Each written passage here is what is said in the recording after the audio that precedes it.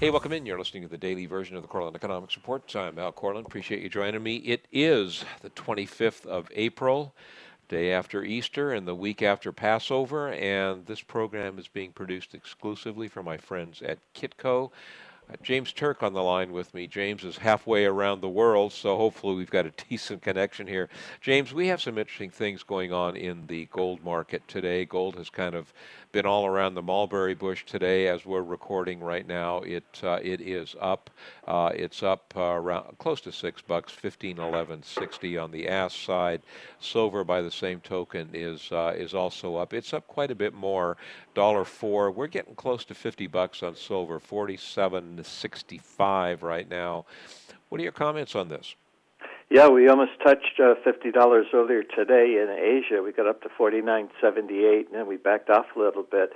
You know, market conditions today are very thin because most of Europe was closed for the 4-day Easter holiday. Right. So it'll be interesting to see what happens when we come back tomorrow.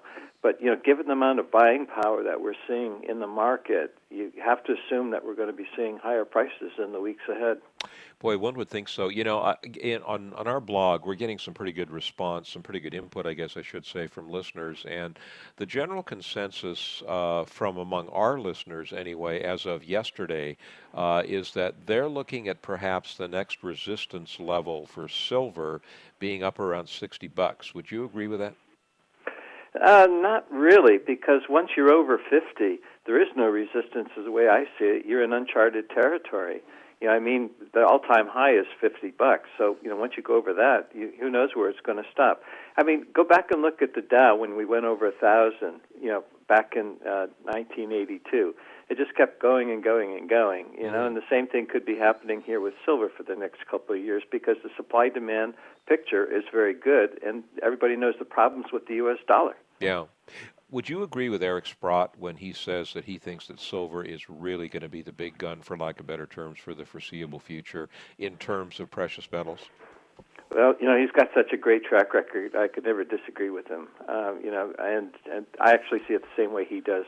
You know, silver just looks so good.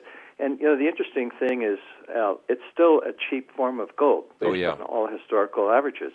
And that's attracting a lot of you know, people into the market. Interesting times, I have to tell you, at the risk of sounding repetitive and at the risk of sounding trite, we're in the eye of the perfect storm, in my opinion, and I never thought I'd see conditions like this. James, thanks so much, my friend. Thanks, Al.